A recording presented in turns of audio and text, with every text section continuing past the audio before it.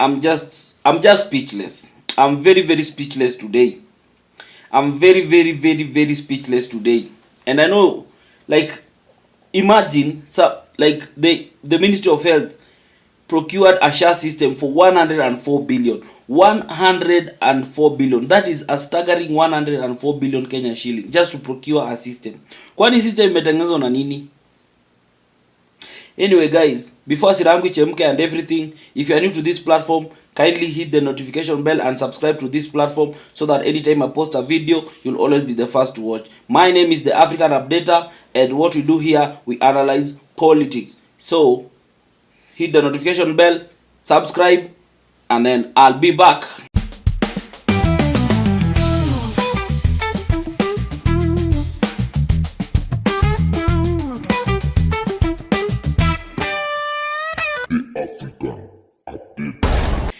Yes guys, so SHA procured a system for 104 billion. That is the report from the Auditor General report. And the president comes out to deny these claims. And that's why there is a plot by Kimani Chungwa to propose a bill in parliament to remove the Auditor General from being the head of National Budgetary something, so that they will not be answerable, so that they can cut down the powers of the Auditor General. What is this? Where is this country heading to? Is it upuzi gani? Like, what kind of nini is this? Like, the Auditor General can come and say this, and then the president denies. So the president has his own audit, amefanya ama, because we don't understand. And why would he defend something like this? So I want you to watch these videos. Kama kawaida, as we always say, hapa tunakujaga na evidence kwa karatasi, and then ndio tuna nini. So watch these videos and then I'll be back. Tonight we begin with the shocking revelations contained in a report by the Auditor General raising queries over the technology system running the controversial healthcare scheme SHA. The Auditor General has raised the red flag of a shadowy account run by the suppliers of the system, where 2.5% of SHA members' contributions is remitted on either daily or weekly basis without Kenya's approval. The audit report also highlights violation of the Public Procurement and Assets Disposal Act by procuring the system through specially permitted procurement procedure to single source the service provider instead of competitive bidding. Ayub Abdikadir begins our broadcast tonight with a breakdown of the Auditor General's bombshell on the workings of the troubled SHA. Dr. Nancy Gathungu's audit report highlights glaring inconsistencies in the procurement of the healthcare information used to run the Social Health Authority at the Ministry of Health at a cost of 104.8 billion Kenya shillings. The Auditor General revealing glaring inconsistencies in the tender paperwork, contract agreements and financial proposal. The auditor lifting the lid on how procurement law was violated, with no inclusion of procurement plan, nor a medium-term budgetary expenditure framework before the procuring of the system. Hii makelele mnasikia kwa hii mitandao na nini ni watu ambao walikuwa wanaibia sisi siku ya NHIF. These are brokers. Iko sijui, iko shida. Hata niliona juzi wakisema ati serikali itatumia bilioni 100 ati kwa system. Hakuna senti ya serikali itatumiwa kulipa system yeyote. We have, because we want to sort out the problem of fraud of the past, pesa nyingi ambayo ilikuwa inakusanywa na NHIF iliibiwa na matapeli na wakora ambao walikuwa wanajifanya wako na mahospitali. Fake claims, fraudulent claims, consumed almost 40% of the money that was being raised by NHIF.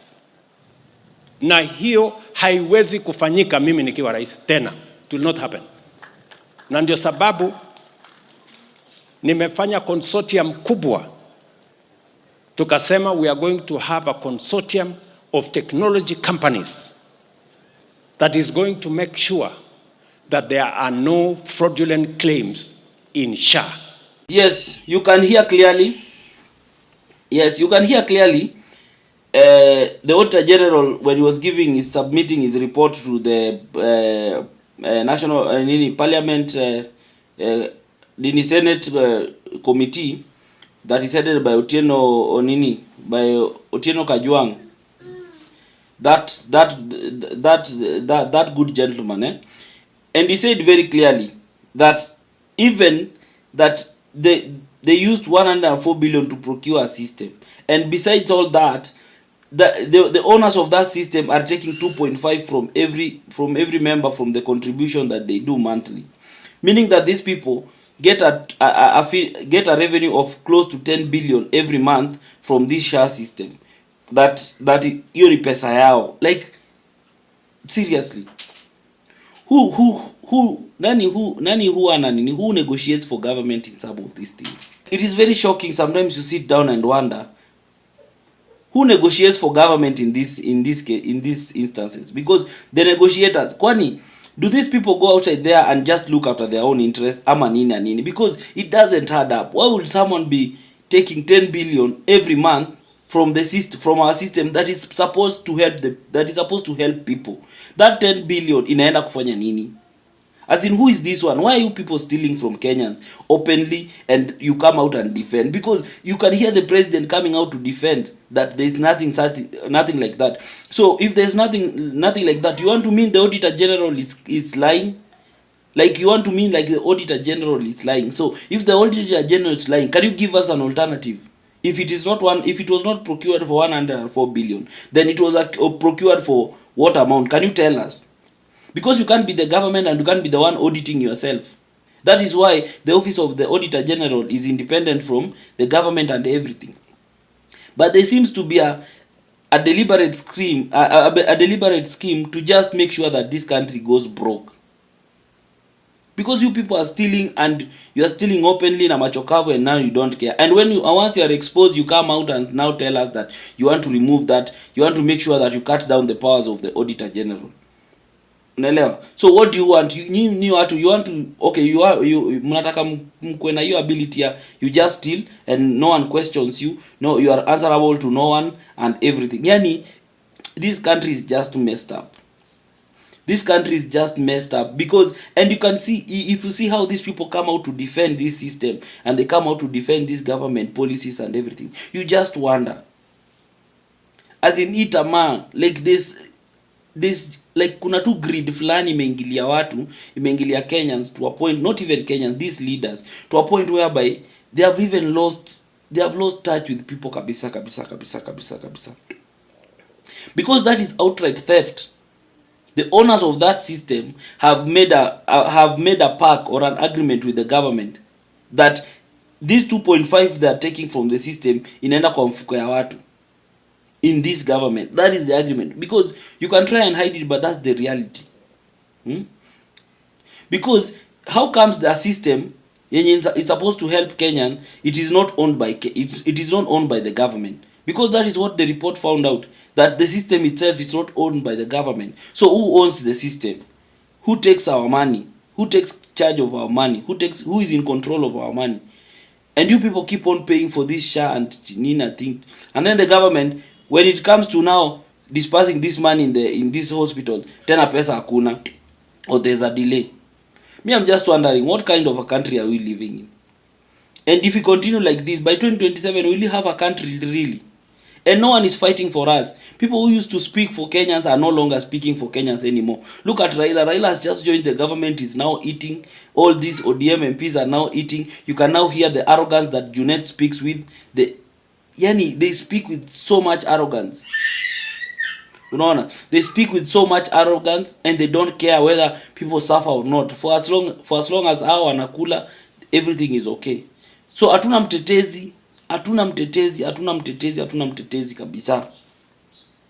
No one is speaking for Kenyans, and this ndio tunafanya Wakenya wanakasirika. And trust me, in 2027 Kenyans are going to come out, though most of these MPs, because I think there's just kuna tu kitu imewaingilia. I don't know if it's a spirit or what, such that there's no one now coming out to even speak for Kenyans, surely.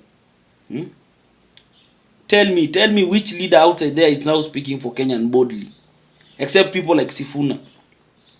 People like Babu Owino, those are the only people you can at least pinpoint and say hawa wanatuongelelea vizuri. People like akina Salasi and everything, but the rest are just choir master, are just choir members of Ruto and Raila. And I don't understand this level of obsession. Yani, you get so much brainwashed with someone to a point whereby you just lose yourself. If I ever get to such a point, me hata sijui, that to a point whereby I can literally worship someone, that is crazy. So this SHA is not working. These people are stealing. This is just a stealing, a way of stealing, and they are going to use all this money in 2027 ndio watakuwa narusha huku nje. And that's why you see people use 20 billion 30 billion to campaign. Surely hizi pesa huwa zinatoka wapi? It is from these systems zenye wametengeneza za kusiphon pesa,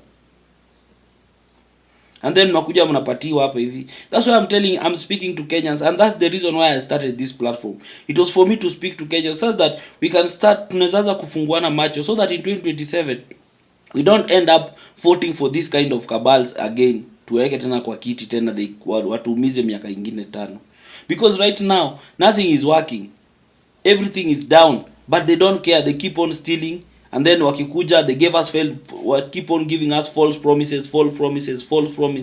Ni false promises all throughout.